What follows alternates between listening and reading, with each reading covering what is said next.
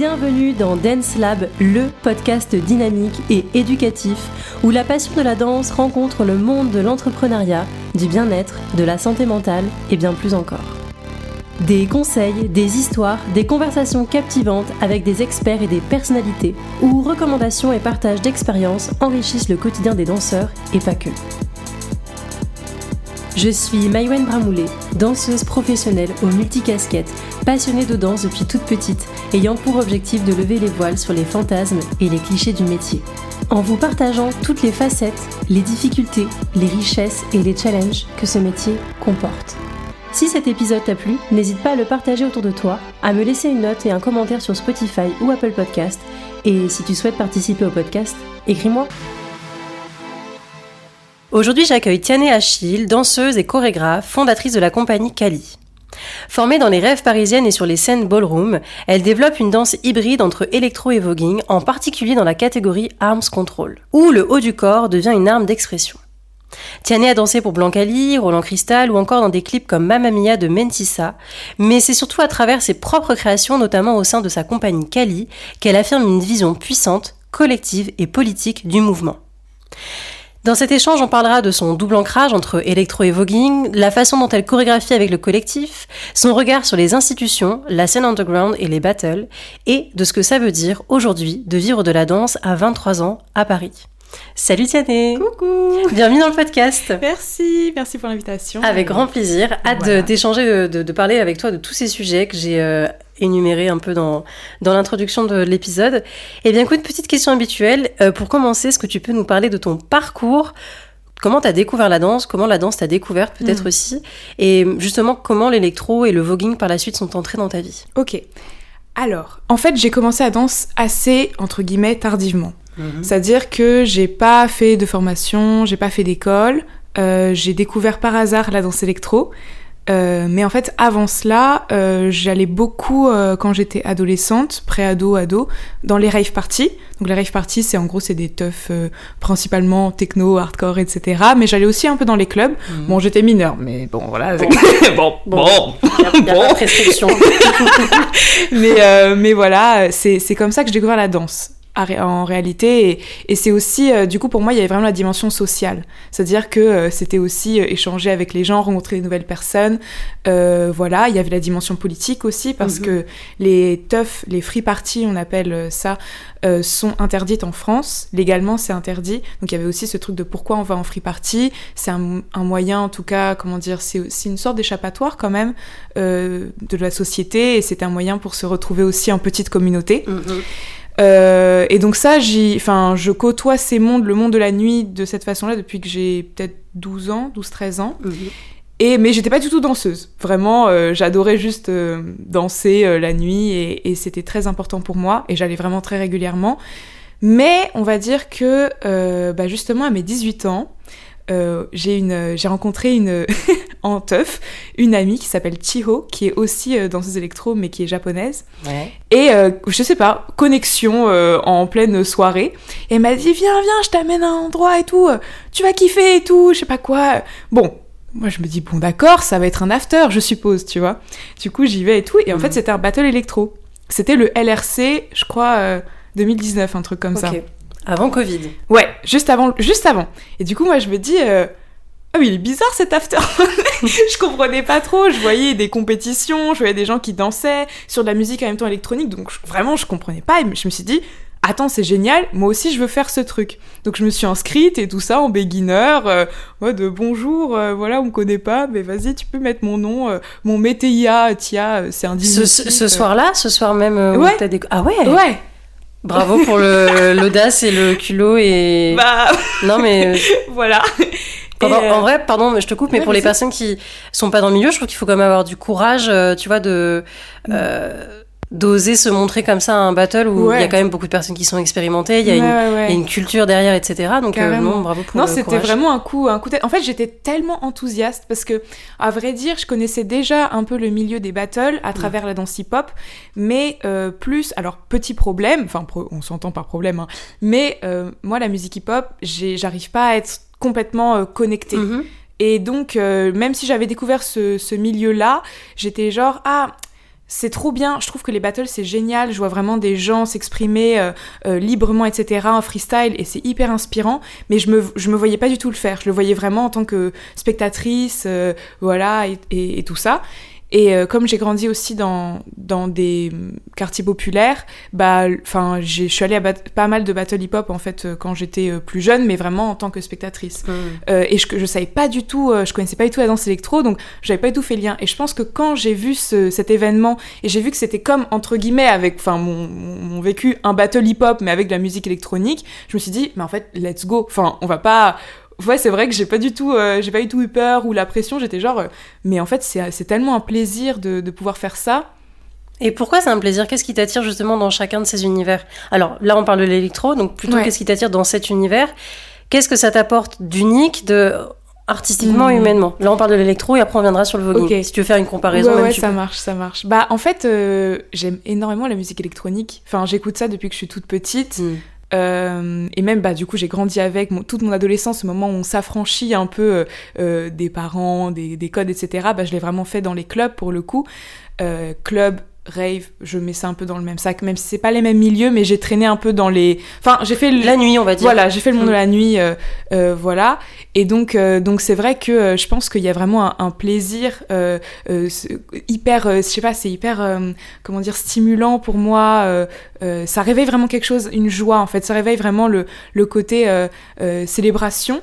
Et pour moi, la danse électro, il y a beaucoup de ça, de célébration. Et en même temps, il y a un côté très fougue, très énergie explosive. Enfin, je sais pas, il y a vraiment un côté débordement. En tout cas, c'est comme ça que je le perçois. Et c'est ce qui m'a charmée aussi. Je voyais des mecs qui faisaient des trucs avec leurs bras extraordinaires. Je dis, mais moi aussi, j'ai envie de faire ça, tu vois. Alors, je sais pas, je me suis dit... Et puis aussi, ça m'a fait un petit choc aussi. Peut-être aussi un peu de la petite niaque comme ça. Parce que je me suis dit, purée, ça fait depuis hyper longtemps que tu danses en club et tu connaissais pas du tout cette danse.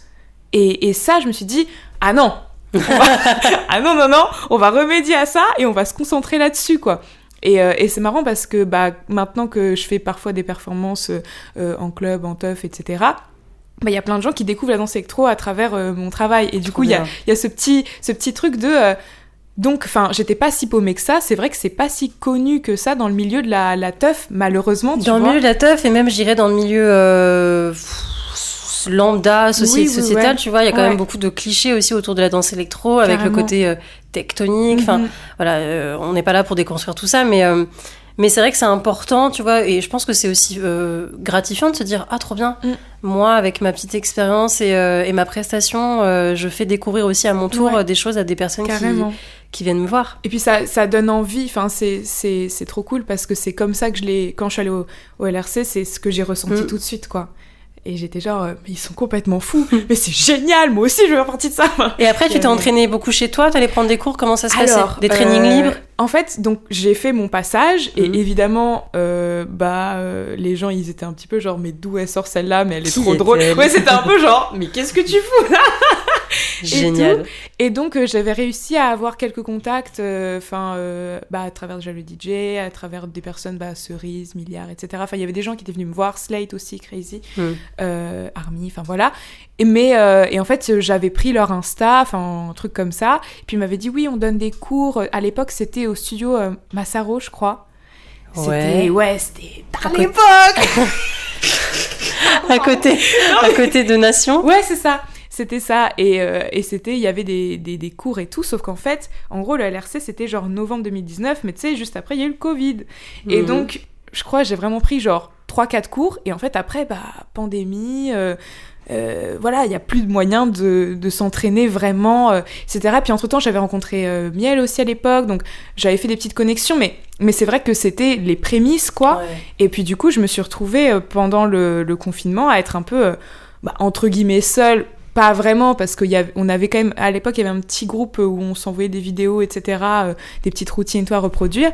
Mais bon, quand même, on passe on reste 3 mois enfermé dans sa chambre, quoi. Bien sûr. Après, ce qui est bien aussi à ce moment-là, c'est de se dire que tu travailles ta patte, ton univers, ta gestuelle, que tu as le temps vraiment de t'approprier tes propres mouvements. Et c'est peut-être aussi le côté positif. Ouais, moi, franchement, j'ai très bien vécu le confinement, pour être très honnête. Et justement, du coup, je m'entraînais énormément de manière un peu excessive, parfois quand même, mais c'est vrai que du coup, j'ai fait à ma sauce, parce que dans tous les cas, il n'y avait pas d'autre moyen. En fait, j'ai pas vraiment, bien que après j'ai fait 1 ou 2 mois de la planque, mais enfin bref, bon, c'est autre chose. Non, je sais plus si c'était 2 mois. Mais en tout cas, j'ai pas fait l'année entière, je sais plus combien de mois j'ai fait. Bon, c'est pas grave. Mais du coup, en fait, en vrai, j'ai un peu appris l'électro, entre guillemets, toute seule, dans le sens... Il y a des gens, évidemment, qui ont été là pour me montrer, etc., pour m'encourager, voilà. Mais c'est pas non plus mes grands. C'est pas mes grands. Et même quand je suis rentrée, parce qu'après, je suis rentrée dans Electro Street, qui est un crew qui était un crew assez installé dans la communauté, et aussi qui était en parallèle une compagnie, j'y suis rentrée des années après. Enfin, c'était genre il y a 2-3 ans. Et enfin, c'est plus récent. J'avais déjà... Enfin, on m'a pas appris. Ça, pareil, ça m'a permis de m'ancrer mieux, de progresser, etc. Mais en réalité, le travail le plus gros, je l'ai fait un peu toute seule. Et après, j'ai eu les apports qui me fallait et qui sont géniaux. Mais c'est vrai que je pense que effectivement, j'ai un peu, si je puis dire, développé ma patte assez rapidement, parce que de toute façon, il n'y avait pas le choix. Enfin, genre, il n'y avait pas de cours disponibles. J'avais des routines un peu par-ci, par-là, des vidéos, mais en vrai, les entraînements, je les faisais toute seule. Même quand j'apprenais des routines, des chorés, j'étais toute seule face à un miroir. Et aussi, j'avais pas pris de cours. J'ai jamais appris des chorés, en fait. Enfin, j'ai appris des chorés pendant le confinement.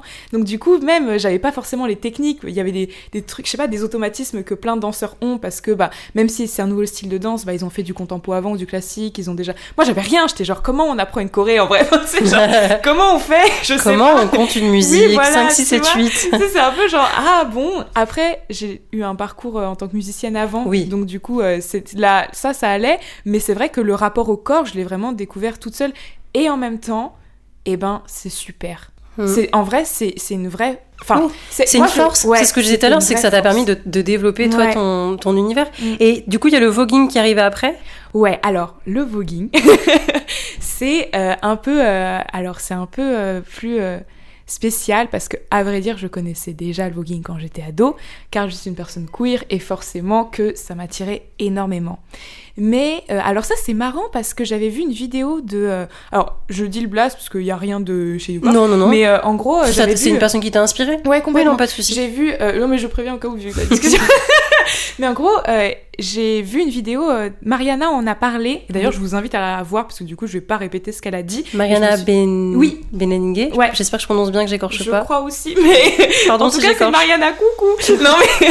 Non, mais elle avait dit quelque chose... Enfin, elle avait été, je crois... c'était une interview pour Combini ou un truc comme ça. Et elle parlait parce qu'elle a... Elle met énormément en avant son hashtag African Lesbian Exist, pardon. African Lesbian Exist, ouais.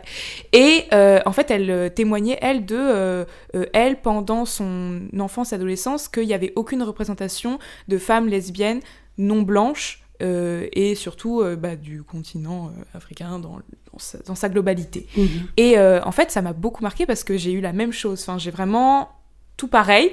Et donc, pendant longtemps, je croyais que mon orientation sexuelle était un peu un glitch, parce que je voyais que des femmes lesbiennes blanches autour de moi, et pas du tout des femmes ressemblant, entre guillemets. Et je me disais, c'est pas grave, voilà. Et pareil pour la ballroom scene. Donc, la ballroom scene, c'est la communauté... voilà. Et dans la communauté, il y a le voguing, qui est plus le côté danse de la communauté queer. Et en fait, pareil, je voyais beaucoup de... Alors, on appelle les femme queens, ce sont les femmes transgenres. Il y avait beaucoup de femme queens, de butch queens, mais je voyais pas vraiment de femmes lesbiennes, cis, qui me ressemblaient, ou du moins avec lesquelles je pouvais m'identifier. J'étais toujours genre... Bon, il y en a, mais... il n'y en a pas suffisamment. Ouais, aussi, c'est pas... peut-être. Je dirais qu'elles sont pas représentées de la même façon. Oui, bien sûr. Et que, du coup, moi, j'avoue que, en tant que personne ado, qui était pour le coup un public lambda, pas du tout dans la communauté, je les voyais pas. Pour être honnête, c'était pas en tout cas celle qui était tout de suite mise en avant. Et c'est pas non plus grave, mais c'est un constat. Et donc, moi, le voguing, avant, j'étais en mode, c'est trop stylé, mais c'est pas pour moi, mais c'est trop stylé. Et puis, en grandissant, en fait, on m'a dit, mais si, c'est pour toi. Enfin, genre, tu fais aussi partie de la communauté. J'ai fait, ah bon, autant pour moi. Mais c'était beaucoup plus difficile de franchir le cap, parce que il y avait toute la symbolique derrière. Là où la danse électro, il y avait le côté un peu spontané, tu vois, de « Ah, mais c'est trop bien, j'ai envie de danser sur une musique que j'adore depuis que je suis ado et qui m'a énormément aidée dans ma vie », le voguing, il y avait ce truc de waouh, ça représente un truc que j'ai un peu mis sur le côté durant mon enfance et mon adolescence. Ça représente aussi des insécurités, peut-être une homophobie refoulée. Ça commence à prendre beaucoup plus d'ampleur. Voilà. Et donc, il y avait un côté un peu presque, j'ai envie de dire presque religieux de non, je ne peux pas franchir le cap. Tu vois, genre un peu on prend ça très au sérieux, quoi, tu vois. Et puis, et du coup, bien que j'étais dans une house, la house à l'époque de Lara, qui était la House of Karat. Lara la quiz. Ouais. Et en fait, j'ai jamais osé franchir le pas parce que, je sais pas, ça me stressait, ça me tétanisait. Et puis, en fait, il y avait... Genre, moi, j'étais à Berlin. Et puis, on m'a dit, mais Tiane, il y a un ball et tout ça, machin. Et en fait, je me suis dit, attends. Donc, ball, c'est la compétition. Oui, j'allais voilà. en parler. Désolée. T'inquiète, je te laisse expliquer. Et en fait, je me suis dit... en fait, t'es pas dans ta ville. Enfin, je suis allemande, hein, mais Berlin, c'est pas là où j'habite, donc je connaissais pas encore beaucoup de monde, etc. Je me suis dit, t'es pas dans ta ville, t'as besoin... Enfin, en fait, j'avais besoin de m'exprimer, j'avais besoin de participer à cette compétition parce que, je sais pas, c'était un truc très viscéral. J'étais genre, en fait, je peux plus garder ça pour moi, je peux plus... C'est plus possible. Et je me suis dit, en fait, là, c'est le moment. Il y a genre une occasion qui se présente. Vas-y, et au pire, tu te rétames. Et alors ? Mais regarde, finalement, avec l'électro, tu l'avais fait comme ça. Ouais. C'est fou, vraiment, de se dire que du coup, avec le voguing avait un blocage. C'était pas pareil, c'était vraiment pas pareil. Je pense que ça représentait, tu vois, autre chose bien sûr. aussi, tu vois. Est-ce que le fait d'avoir travaillé aussi un peu plus les bras dans l'électro, ça t'a donné un avantage pour le arms control en voguing, même si c'est pas du tout la même gestuelle. Ouais. Mais peut-être que tu t'avais déjà conscientisé aussi des choses au niveau de l'expansion de tes bras. Ouais. Est-ce que ça t'a pas donné un peu de force ? Ouais, mais je pense que je dirais même maintenant que c'est plutôt l'inverse, c'est-à-dire que le arms control m'a nourri dans mon électro. Ok. Parce que en fait le arms control, donc c'est une catégorie qui est très, alors c'est un des éléments d'une catégorie qui s'appelle le New Way. Mais le arms control, c'est très concentré sur les bras. Et en fait, la façon de faire les mouvements, il y a, comme on est très focus sur une partie du corps, je sais pas, ça ouvre enfin, on a beaucoup plus conscience de ce qu'on fait. Bon, on a beaucoup plus conscience de ces lignes, beaucoup plus conscience de vraiment c'est au bout des doigts, etc. et tout. Et je pense que dans mon électro, j'avais beaucoup moins conscience de plein de trucs qui se sont réveillés dans mon arms control. Et même si c'est deux catégories qui sont différentes, bah en fait, comment je positionne mon bras, quelle énergie je mets, est-ce que je suis à 40%, à 80%, est-ce que je mets de la retenue, est-ce que je mets une sorte de reverb, est-ce que je mets de la résonance. En fait, c'est des trucs que je me suis posé parce que je faisais du arms control. Là où l'électro, j'apprenais un mouvement de bras, voilà, j'apprenais le mouvement tel qu'il était, et je cherchais pas forcément plus loin. Donc je dirais que c'est...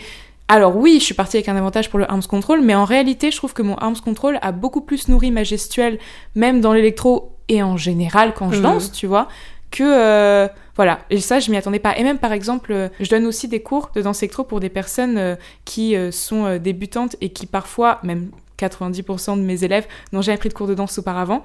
Et ben, je constate que les remarques que je leur fais par rapport aux bras, en fait, c'est du arms control. C'est genre, mais va jusqu'au bout de tes ongles et vas-y, pousse, etc. Et je me suis dit, tiens, en fait, ça, je l'ai pas forcément appris de l'électro. Même si, en fait, c'est utile pour tout le monde, le fait de se focaliser sur une partie du corps, ça pousse à chercher des... Encore plus loin ? Ouais. Du coup, il y a une passerelle pour toi entre l'électro et le voguing dans ta façon de danser, de créer ou même de performer. Je parle de ta façon de danser. Ouais. Je dis pas que de manière générale... Oui. Alors, c'est intéressant parce que, justement, alors du coup, je me permets juste de parler des deux compétitions, parce que, pour ma part, je le vis pas du tout de la même façon. Donc, combat d'électro, d'ailleurs, ça fait longtemps que j'ai pas fait de battle électro, parce que j'ai pas le temps. Mais bientôt peut-être. Non, mais voilà, donc là, j'ai fait plus de ball que de battle, mais c'est intéressant parce que quand je fais des battles électro... évidemment, il y a du stress, il y a le trac, etc. et tout. Mais j'ai pas l'impression de jouer ma vie. Je donne le meilleur de moi-même à l'instant T. Je suis dans mon élément, je suis dans mon truc, alors que la ballroom scene, de par le contexte, et je pense que c'est aussi parce que j'ai tellement enfoui je vais dire bisexualité, mais là, c'est plus le côté, du coup, homosexualité. Je l'ai tellement enfoui en moi que du coup, un ball, ça me met dans une énergie très spécifique et très particulière, que je ne ressens pas trop ailleurs. Et aussi, la catégorie Arms Control, en réalité, en vrai, tu danses 45 secondes, 1 minute. Enfin, il y a un côté très... En fait, tu te prépares et tout ça pour finalement... un truc presque absurde, tu vois, en fait, je vais danser 40 secondes, quoi, tu vois, après, s'il y a des concurrents, machin, etc., il y a d'autres enjeux, voilà. Bien sûr. Mais en fait, c'est un truc hyper, genre, spontané, éphémère et intense. Et donc, quand je danse du Arms Control, j'ai l'impression d'être possédée. Genre, vraiment, et d'ailleurs, les gens me le disent, ils me disent, on dirait que t'es possédée, et je suis en mode, en vrai, oui. Genre, franchement, je suis plus du tout moi-même. En vrai, j'avoue que... Non, mais oui, mes yeux, ils commencent à dilater, je sais pas, il se passe un truc dans mon cerveau qui fait que, je sais pas, je pense que c'est, tu sais, t'as tellement contenu un mal-être et tout, une colère, une incompréhension juste de mais pourquoi nous on est mise de côté, que tout d'un coup, quand ça sort, quoi, tu vois, et ça explose un peu. Et donc, là, alors, je pense que encore une fois, il y a des influences, mais c'est vrai que, par exemple, quand je suis en dehors de la ballroom, je vais pas danser du Arms Control. Okay. Parce qu'il y a un côté, je veux garder ce truc précieux à mes yeux, de cette énergie-là, en fait, je l'ai que dans ce contexte-là, et j'ai envie de le garder.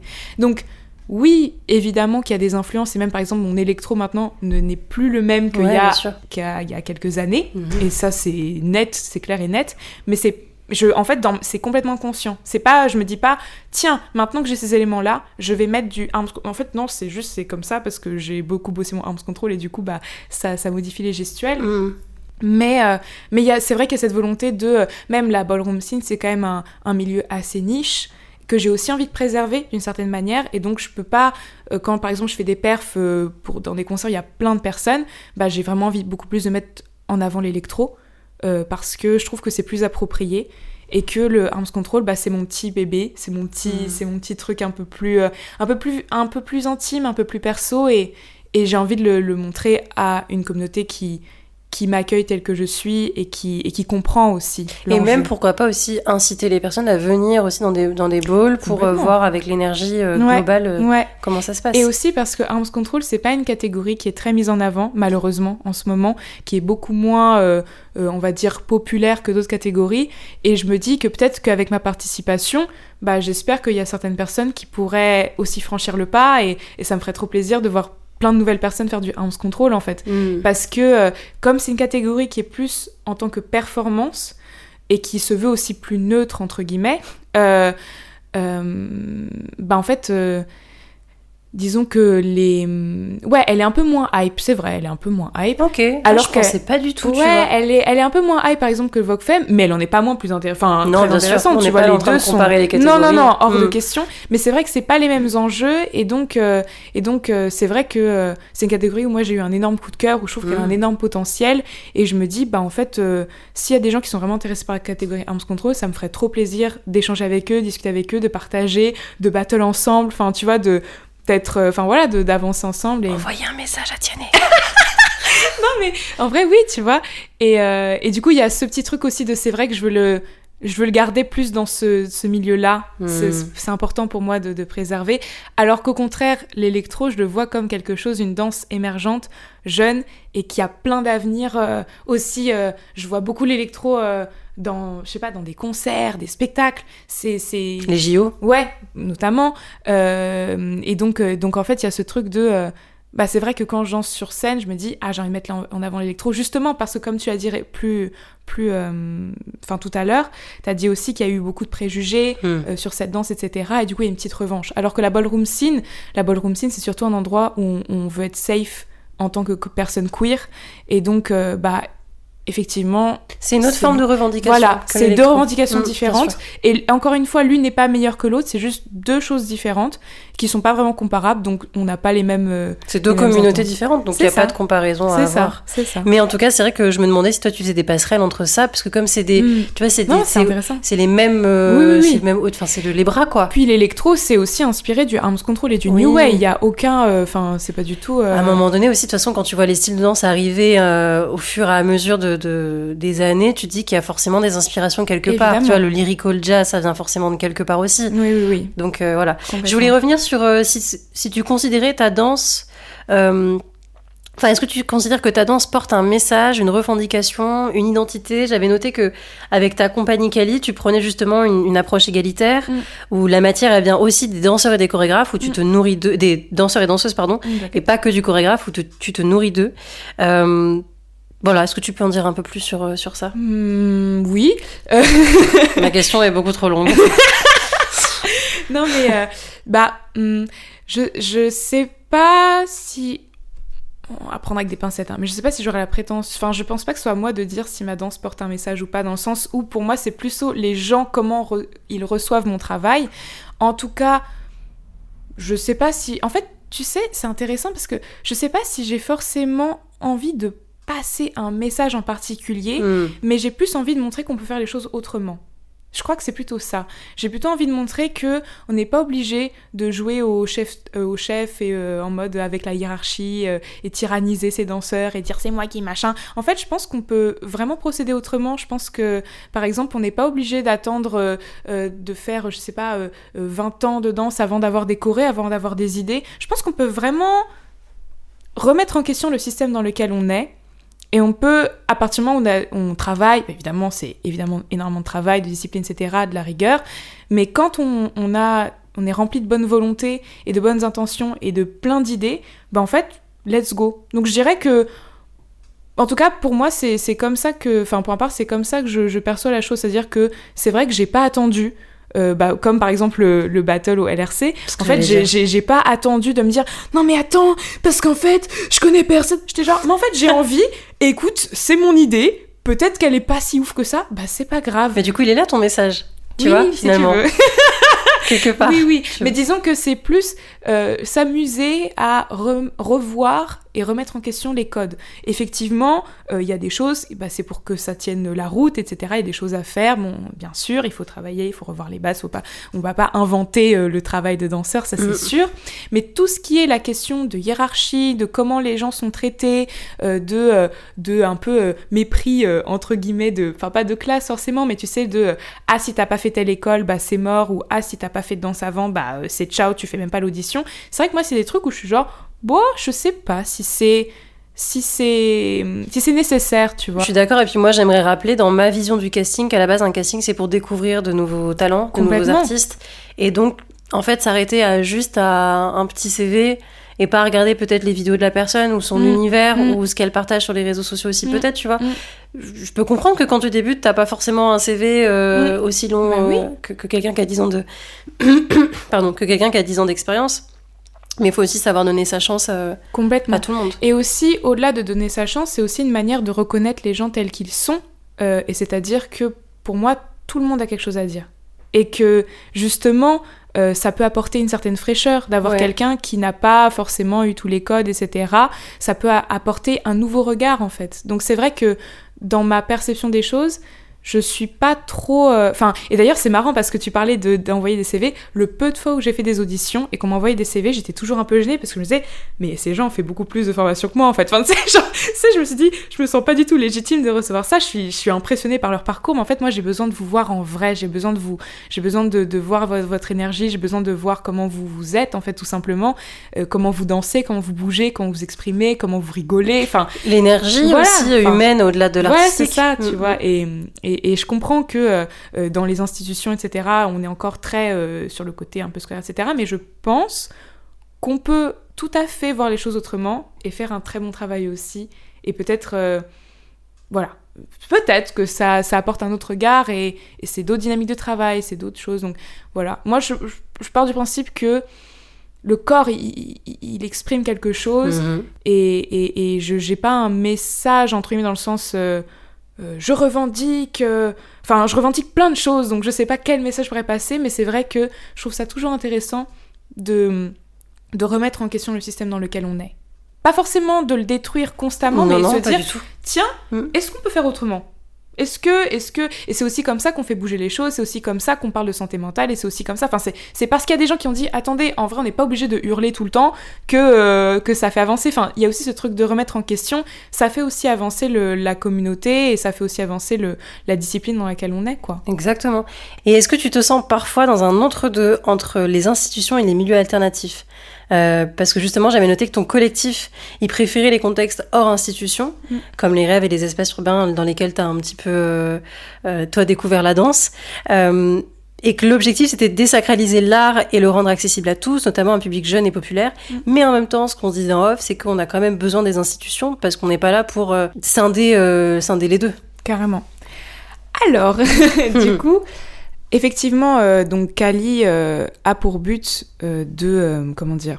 d'ouvrir d'autres horizons. Certes, c'est d'une part une compagnie qui fonctionne effectivement avec moi en tant que chorégraphe, avec mes danseuses, on prépare des créations, des pièces, etc.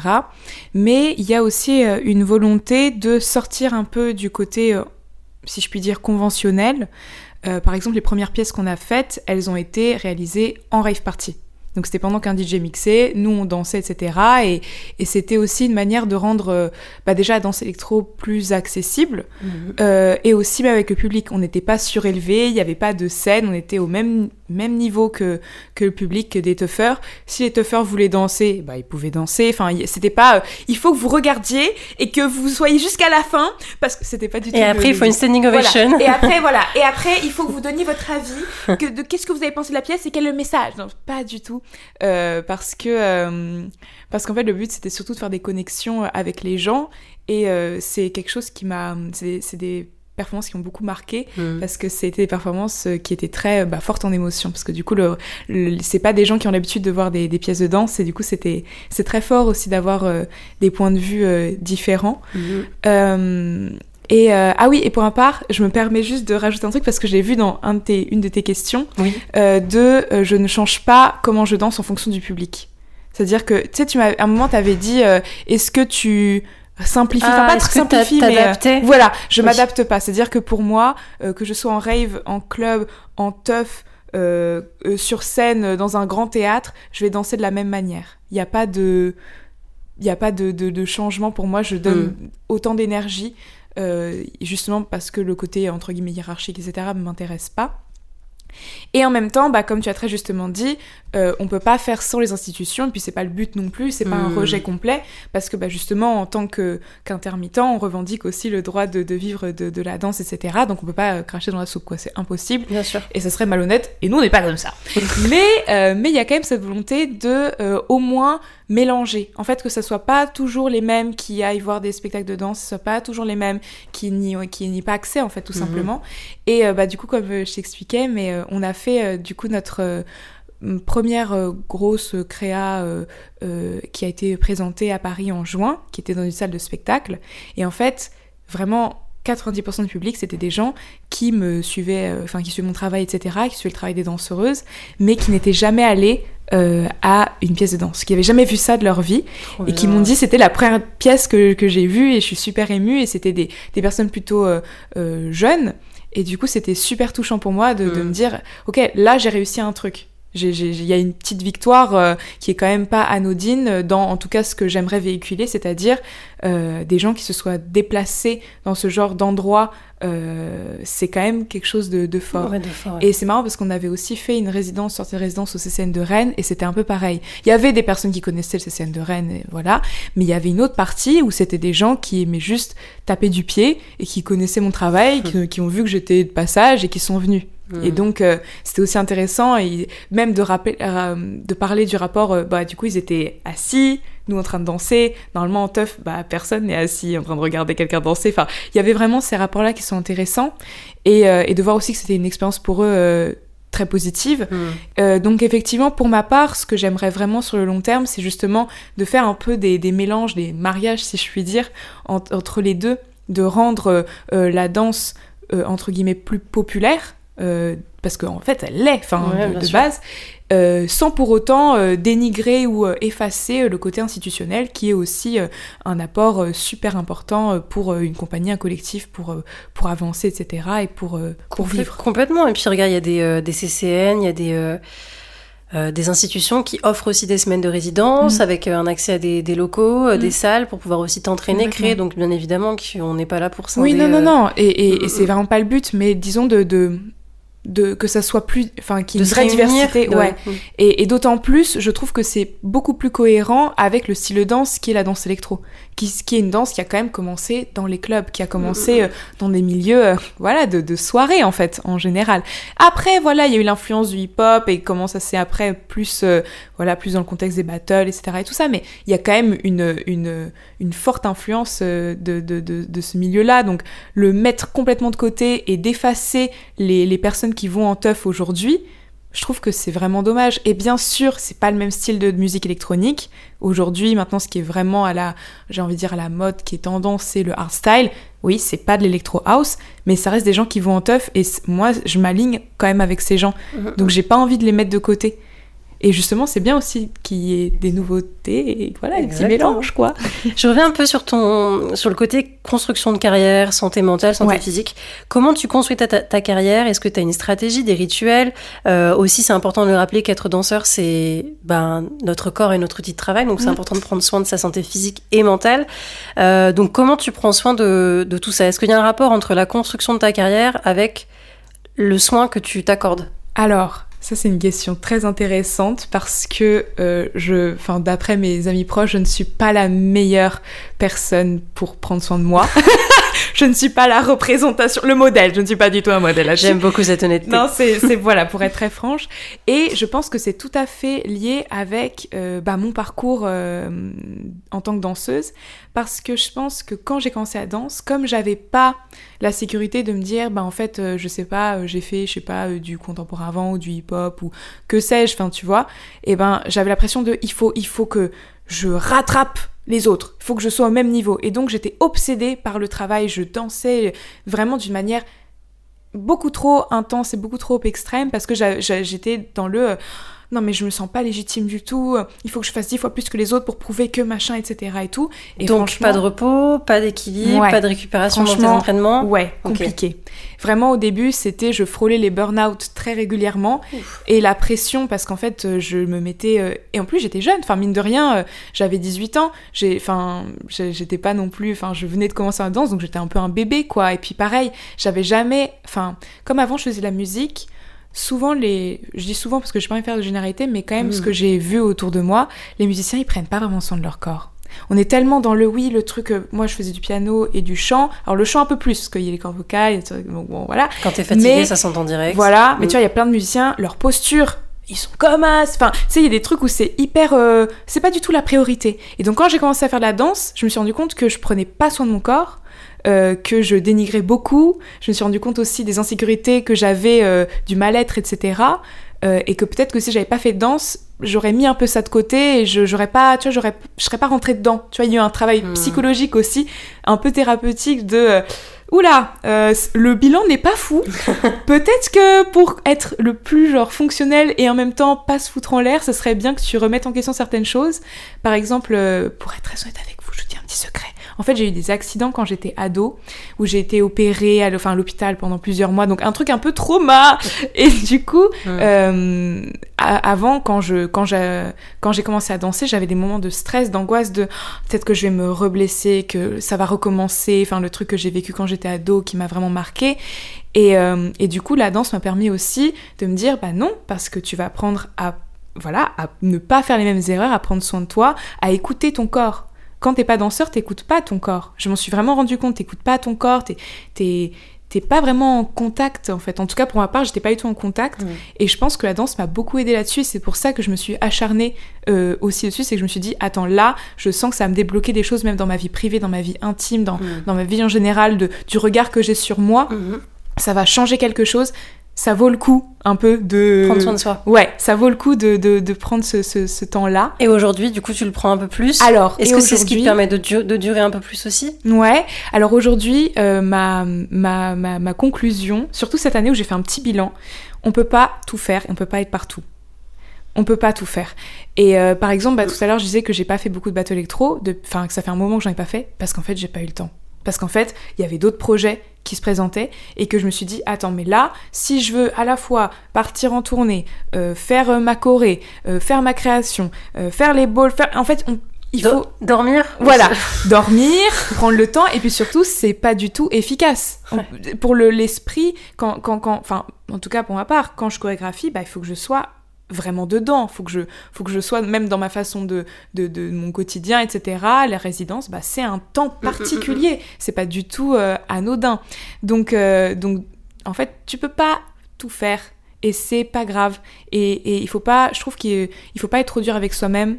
Et puis voilà, chaque chose en son temps en fait. Est-ce que le fait de pas pouvoir tout faire, ça t'a fait douter un peu ou pas ?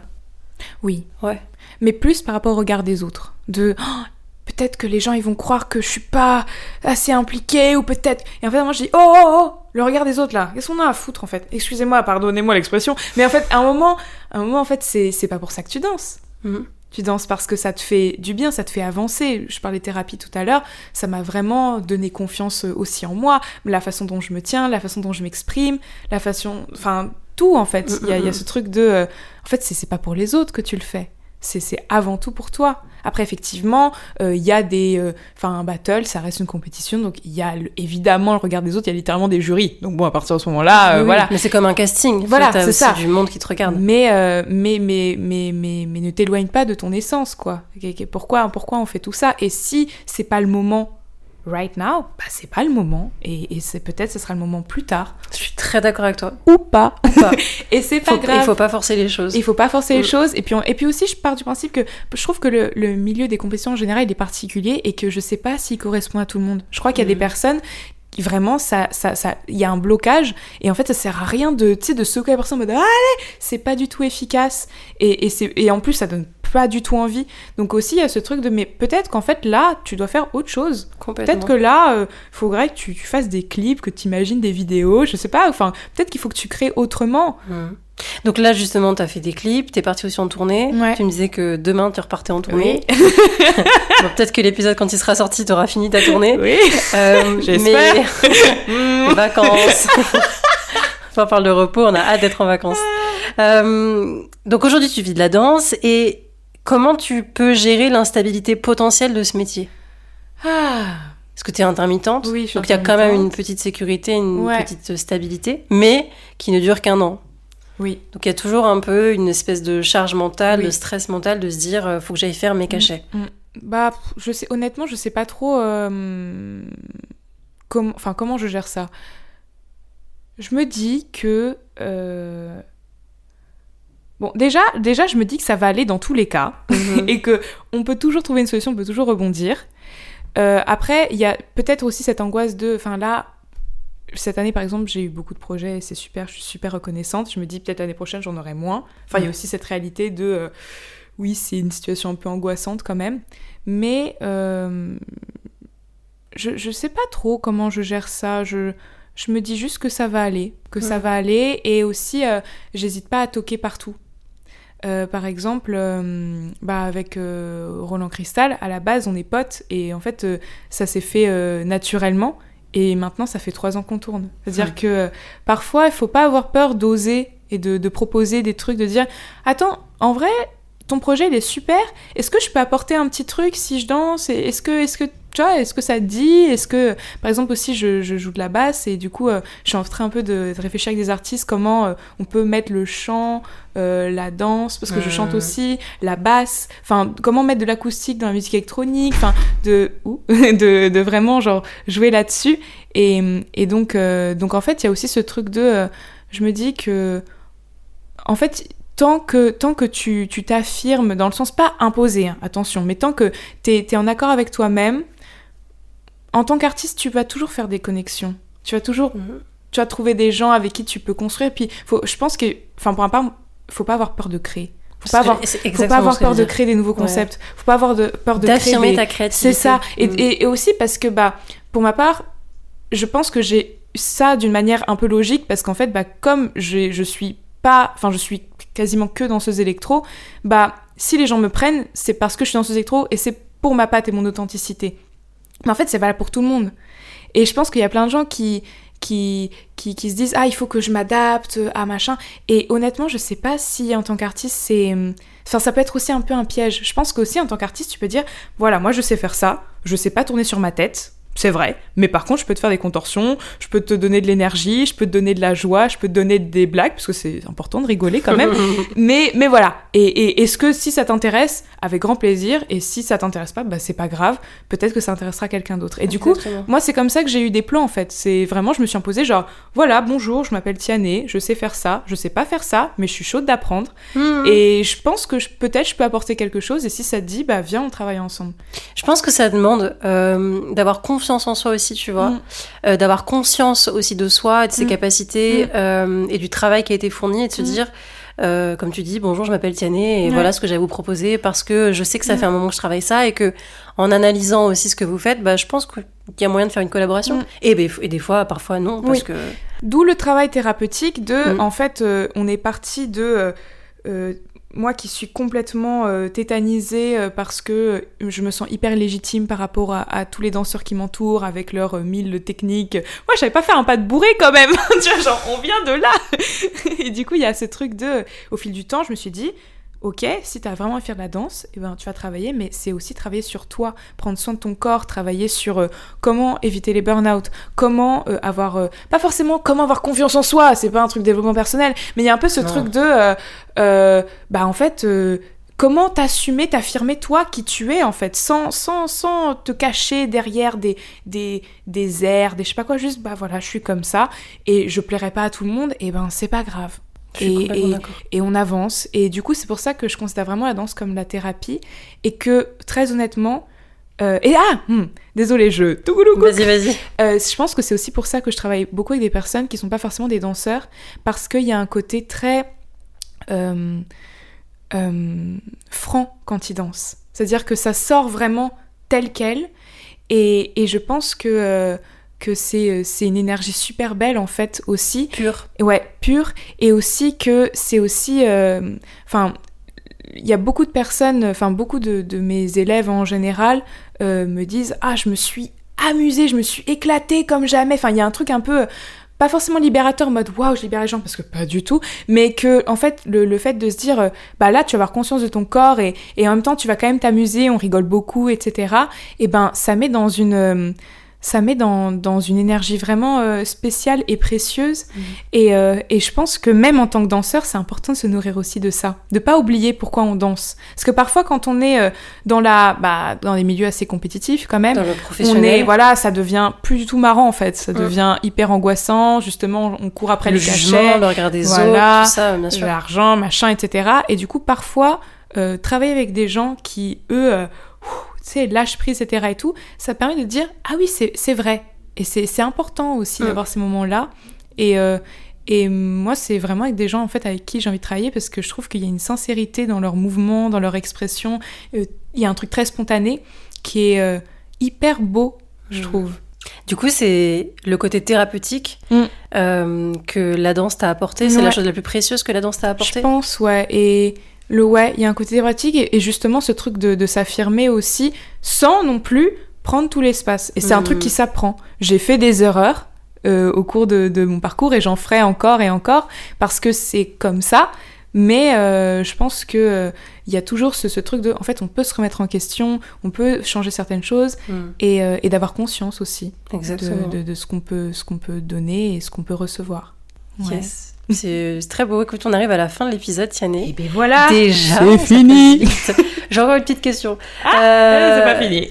Si tu pouvais t'adresser à la Tiané de, tu vois, à quel âge t'as commencé exactement 12 ans t'étais, tu me disais en club, en teuf. Ouais. À la Tiané 12 ans qui commence à danser, tu lui dirais quoi? Continue, c'est super. C'est super, t'es complètement zinzin. T'as même pas besoin de drogue pour sauter partout. Non, mais c'est vrai. Non. Tout le monde autour de moi était sous tasse. Moi, j'avais rien. et j'avais plus d'énergie que tout le monde. Continue, c'est super. T'es complètement chelou. Et ben, c'est super génial. Garde ton côté rêveur. Garde l'humour aussi, important. Parce que le monde après, il est pas très drôle. Donc, si tu peux mettre un peu des petites blagounettes, tu peux en glisser une de temps en temps, c'est cool. Et aussi... J'allais très mal à l'époque, j'étais en grosse dépression. Compliqué un peu cette période. Bah écoute, courage. Courage parce qu'il y aura des beaux jours. Et et il faut garder l'énergie. Je pense que j'ai toujours eu une énergie un peu chelou. Et ben, c'est super. C'est super, parce que ça fait plein de choses. Je pense qu'elle est pas chelou, ton énergie, elle est juste toi, et c'est ce qui fait la personne que t'es. Oui, mais j'ai des petites phases un peu, genre, parfois ça part un peu dans tous les sens, et c'est super. Il y aura plein de gens qui vont te dire que c'est pas bien, que tu vas jamais y arriver, que tu prends trop de place. Souvent des hommes, d'ailleurs, ne les écoute surtout pas. Surtout des personnes qui ne font pas le quart de ce qu'on fait. Bien sûr. Au-delà de genrer trop facile. La personne. Mais... Bien sûr. Mais il y a beaucoup des personnes qui comprenaient pas trop mon énergie, ma façon d'être, etc. Parce que j'ai un côté très hyperactif, très, intense. Et ce que je dirais à Tiané de 12 ans, c'est que c'est très bien.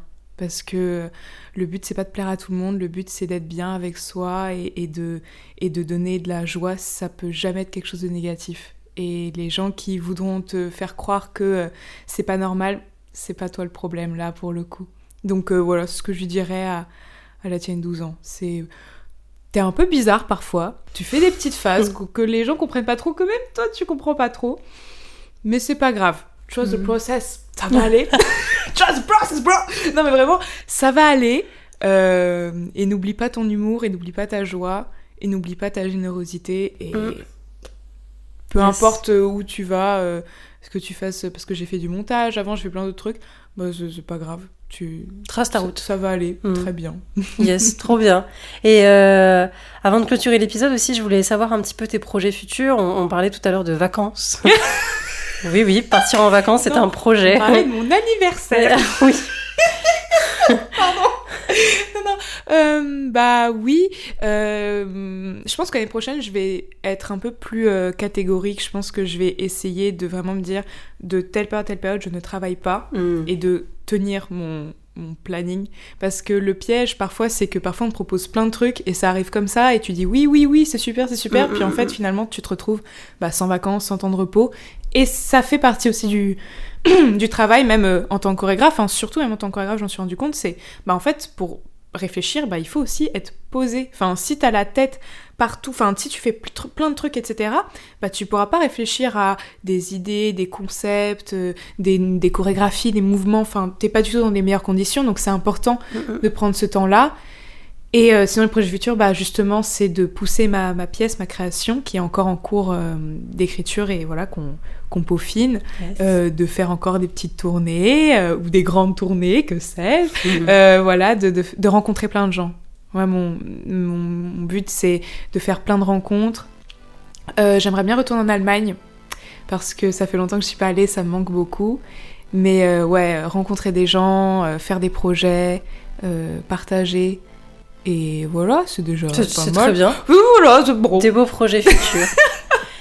Eh bien, merci Tiané pour ton temps. Merci pour cet épisode avec toi. J'espère que l'épisode vous aura plu pour les auditeurs qui nous ont écoutés jusqu'au bout. N'hésitez pas à mettre 5 étoiles sur le podcast, à le partager, à vous abonner, à envoyer... Tu vois Tiané qui me fait des gros yeux. À envoyer du love aussi à Tiané, à s'abonner à ses réseaux. Je vais mettre tous les liens dans la description de l'épisode. Et voilà, merci à vous et à bientôt. À bientôt, bisous. Ciao.